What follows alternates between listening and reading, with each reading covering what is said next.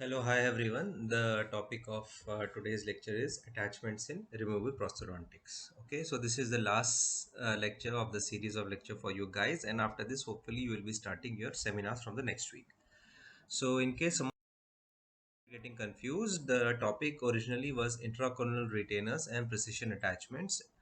uh, I felt this topic is wrong because precision attachments and intraconal retainers all come under attachments. And when we talk about attachments, talk about precision attachments, we talk about semi-precision attachments. So I modified it, and moving forward, the objectives are you should be able to define and classify precision attachments. You should be able to describe the attachment design of the intraconal as well as extraconal attachments. You should be able to describe the advantages, disadvantages, the indications and contraindications of precision attachments. And finally, you should be able to describe the attachment design for studs, bars, and magnets. Okay, so coming to definitions first. So these definitions are all taken from Glossary of Prosthodontic Terms, edition 9, that is GPT 9. So first, let's see what is an attachment. An attachment is one second, let me just get the mouse. uh,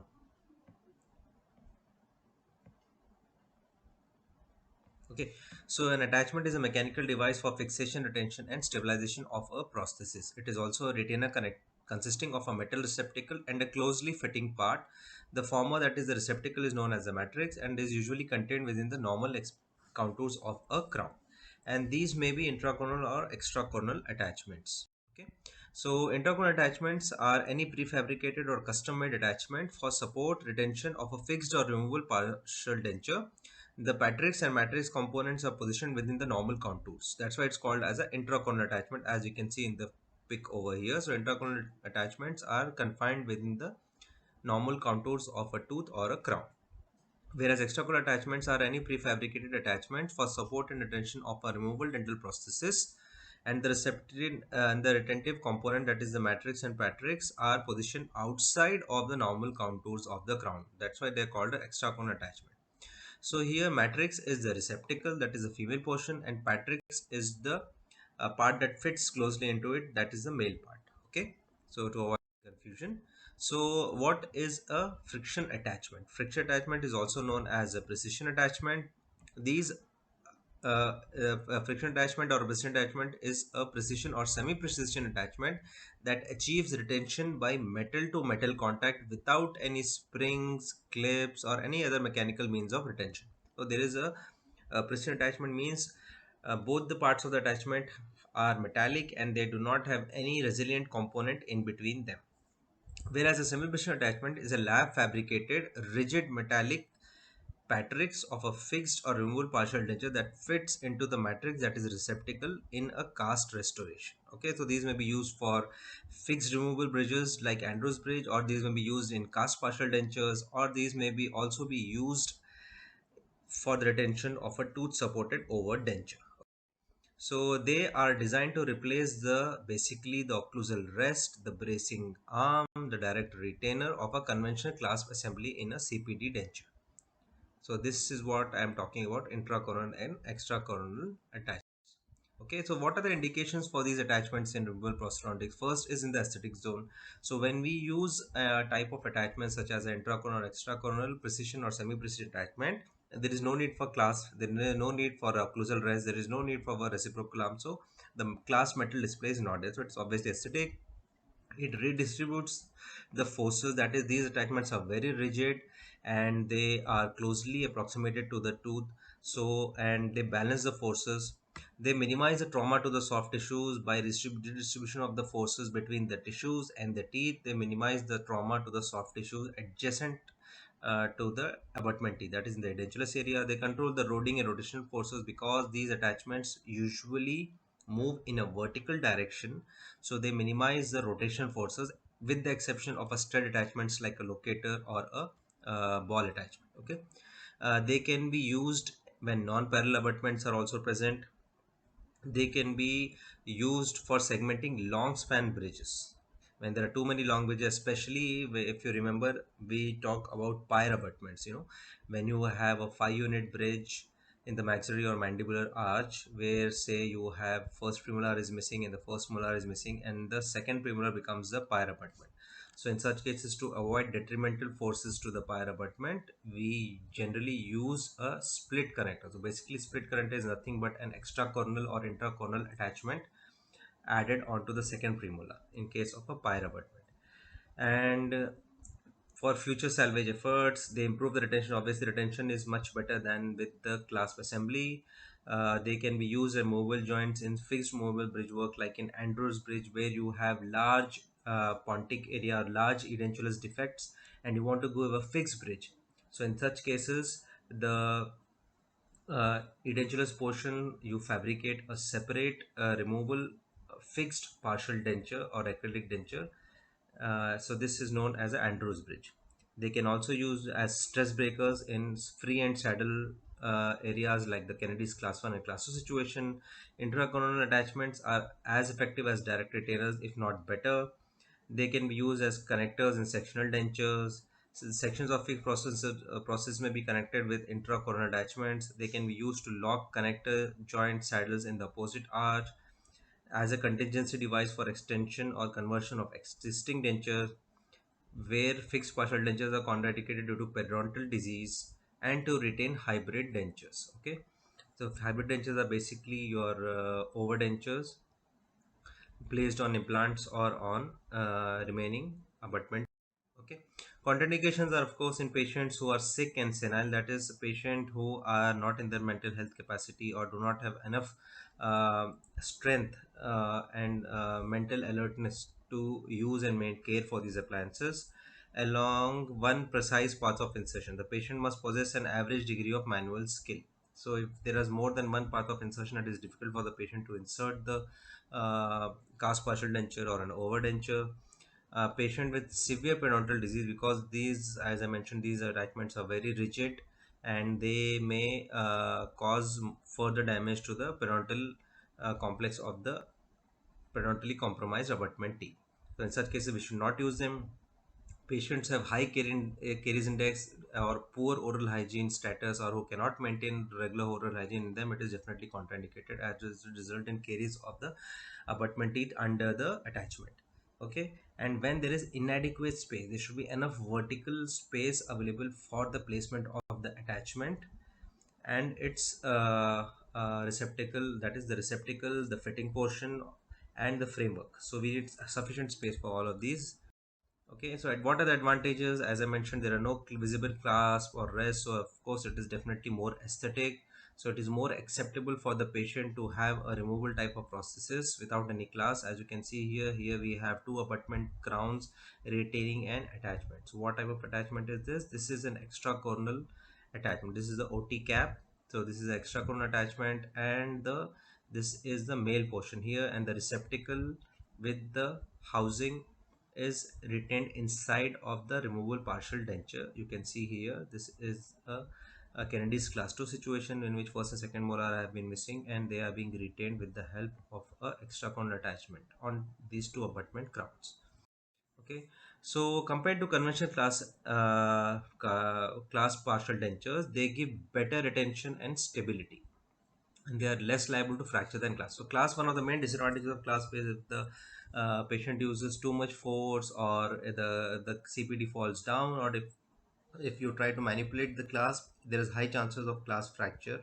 Okay, which does not exist with the extracornal or intracornal attachments. And depending, if you want more retention, we can use uh, you know a silicone ring of a more higher rigidity. So depending upon the color coded silicone rings, we can improve the retention from very high to low retention. So they offer better retention as compared to your conventional okay. Lateral forces are minimized during insertion and removal because they have a precise fit between the patrix and the matrix. So lateral and rotational forces are minimized with the help of these attachment. This is a stud type of attachment, that is a ball attachment with a housing. Okay, so this is the patrix and this housing is the matrix. So this is, as you can see, the pink color here is the silicone ring used inside the housing. So they move only in a vertical direction, and controlled lateral movements are there. So they also offer cross arch stabilization and load transfer on the other side of the arch to the abutment teeth. So here we see a matrix, a patrick. This is a precision attachment because there is no resilient silicone lining or spring or clip inside. So this is a metal to metal contact. So these are prefabricated metallic attachments which are just waxed up into the wax contour or wax coping in the laboratory by the technician. So these are already prefabricated. That's why these are.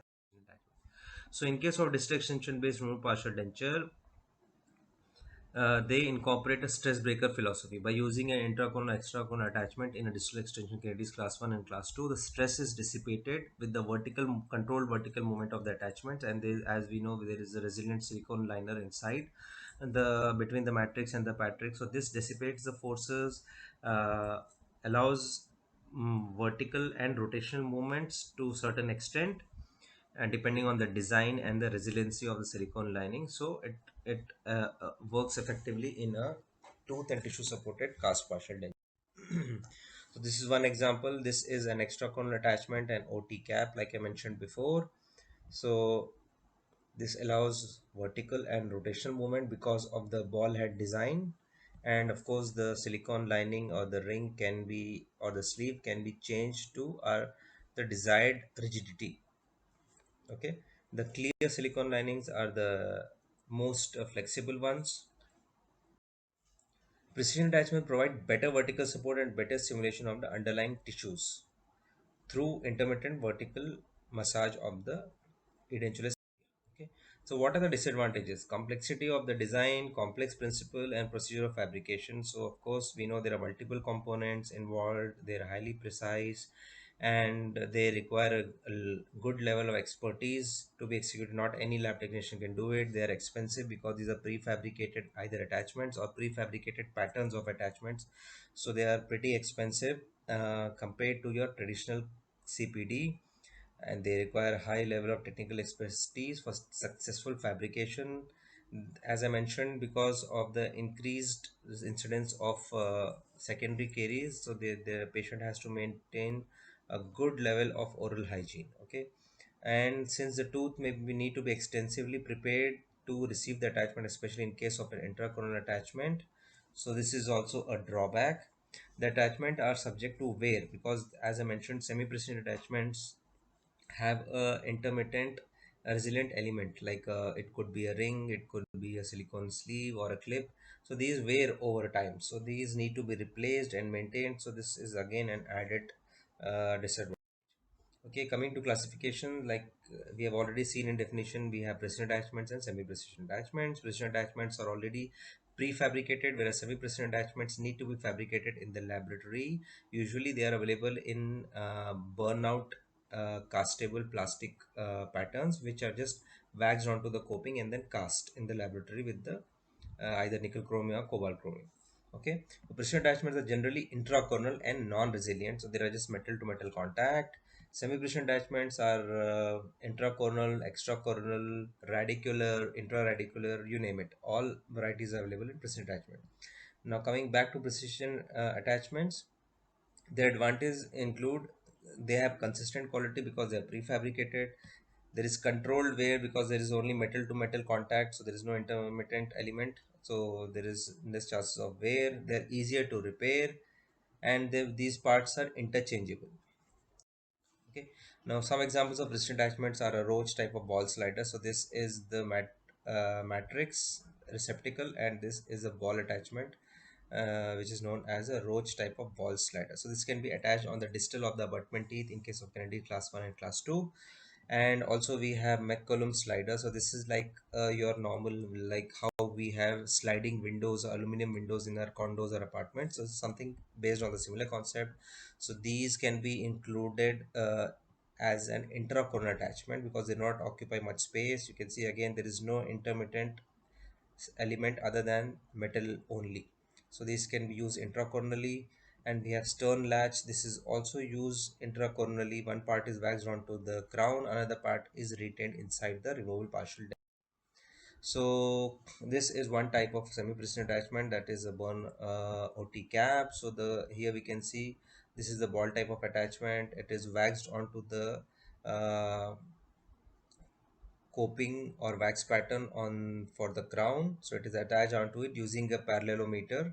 So we have a specific mandrel for this which is attached to the parallelometer. Parallelometer is basically a surveyor instrument, so it is attached using that, and depending on the path of insertion we have chosen for the patient's arch. Okay, and after casting it looks something like this. Ceramic is layered onto the crowns, and this is the metal uh, casted semi-precision attachment. Okay, so here the matrix is attached to the crowns. The matrix, that is the coping, the housing, it retained inside the your RPD. So here we can see the here this is a both this is a bit of both precision and semi-precision attachment. Why? Because first we have the plastic pattern, so this becomes a semi-precision attachment, and then we have a OT ball attachment which is prefabricated. You can see gold plated, which is then screwed into the semi-precision cast pattern. So this is a combination of both semi-precision and precision. Okay, so and then the once the housing is placed in the mouth, the crowns are cemented, the housing is placed onto the patrix, and then the impression is taken. The impression is poured in a refractive material, and on top of that a wax pattern, wax up is made of the housing and the minor connectors which will retain inside the denture. After casting, this is the housing with the minor connector in the chrome cobalt alloy, and these will then be processed in or picked up inside the patient's cast partial denture. Okay, now coming to some examples of stud attachments. So stud attachments are basically all the attachments other than your bars, other than your magnetic attachments. Okay, so all the locator attachment, the ball type of attachments, this OT cap, all these things are all come under the stud attachment. There are many companies that manufacture attachment like Rhine 83, Priet, and Era, and some few more companies. So all these type of attachments which are protruding are or a snap-on mechanism are known as a stud attachments. Okay, so here we see ball attachment, which is this is an intraradicular attachment, which that means retained tooth are root canal treated, and then same as your post and code, these are waxed up onto the uh, post space, and then they are cast in metal like this, coping with the ball attachment or the stud attachment, and then the housing is picked up inside the patient's overdenture or a RPD or a cast partial denture. Okay, so and here again we see stud ball attachments on either side, and these we see on the teeth we have telescopic copings. Okay, one coping is uh, here and another coping is over here, and over these additionally a housing is made with two more copings which are retained inside the denture. So these telescopic copings become the precision attachments, and these on either side, the ball or stud attachments, they become the semi-precision attachment because they have been waxed up into the wax pattern of these copings. Okay, so another attachment here is a locator attachment, which is again a radicular interradicular attachment. We can see it goes into the post space, and it is luted into place with a resistment or a GIC. And here we have a ball attachment, titanium ball attachment, which again is luted into place inside the post space. So both of these are if you just talk about the ball and the stud, these are prefabricated attachments, and the housings are also prefabricated, but they have an intermittent silicone lining. It may be clear or it may be one of these different colors. Okay, depending on what level of retention we desire, we can anytime change these retentive caps or retentive elements. So this is again becomes a semi-precision attachment.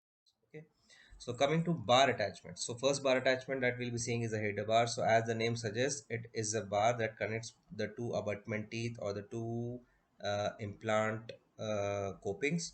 Okay, so header bar is in shape, it is similar to a keyhole shape. That is, it is semicircular on the top and a rectangular or beam shape at the bottom. So here we have a plastic pattern for a header bar. We have a housing, a silicone clip, and we have a housing that retains this silicone clip. Okay, so and this green color is a processing clip. We can over here in the next page. So there are two ways to fabricate it. Either it can be fabricated entirely in the lab, or the silicone clip and the housing of the clip can be picked up inside the patient's mouth. That is, the bar is first attached or cemented onto the abutment teeth or to the implant, and then the clips and the housing are placed on top of the bar at the desired place or location, and then in the patient's denture which has been previously fabricated, we just pick up these housing with the help of a self-cure acrylic.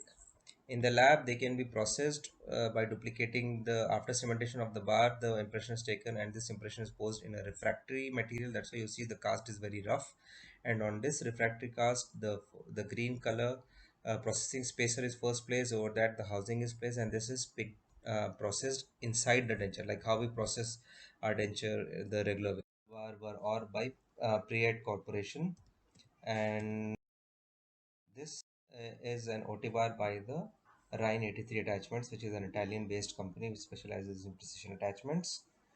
Okay, so here we have a different design. We have a inverted U-shaped design with a channel running along the length of the bar, and this bar is also available as a semi-precision attachment, that is a prefabricated plastic pattern. Then we have the different color coded silicone rings depending on how much retention we need. And this is the plastic housing that needs to be cast in metal. So this is the bar which is cast with the copings of the on the abutment teeth, and then this is the housing with the uh, silicone clips processed inside the denture. Okay. So now coming lastly to magnetic attachment. Magnetic attachment usually have a stainless steel. They basically consist of two parts. They have a stainless steel box. The retentive force will depend upon the type of the magnet that is being used, whether it is samarium, cobalt, or neodymium, iron, boric alloy magnet. These are not the regular magnets that we get in DIY shops. These are metallic alloy magnets. Okay, and usually they are flat or dome shaped, and they have two portions, and they are available in different sizes, depend on different retentive forces from 2.5 newton to 4 newton. The advantage of the retentive forces do not change with time, because with the other attachments, the clip or the silicone clip or the retentive clip may become loose over time or wear out, but magnets do not lose their magnetic property or retention over time. Disadvantages are there's no systemic effects, but problem in case of a magnetic, when patient has to go for a MRI or magnetic resonance imaging, or a patient has allergy to metal. Fields of application is used in prosthetic rehabilitation, for the retention of overdenture, for the retention of implant supported overdentures, for the retention of extraoral processes like your ear processes, your nose processes, your orbital processes. So there are many usage of magnetic attachments, and most common type, one of the example is a magfit. Okay, so this here's an example where a magnetic attachment is being used as an intraradicular attachment. So one part of it is attached to the root, the second part is attached to the inside the denture, retained inside the denture. Okay, so basically it's the same phenomenon. The two opposite poles, that is south and north pole of the magnet, they attract each other, so they are usually placed up in this fashion opposing each other. Okay, so that brings us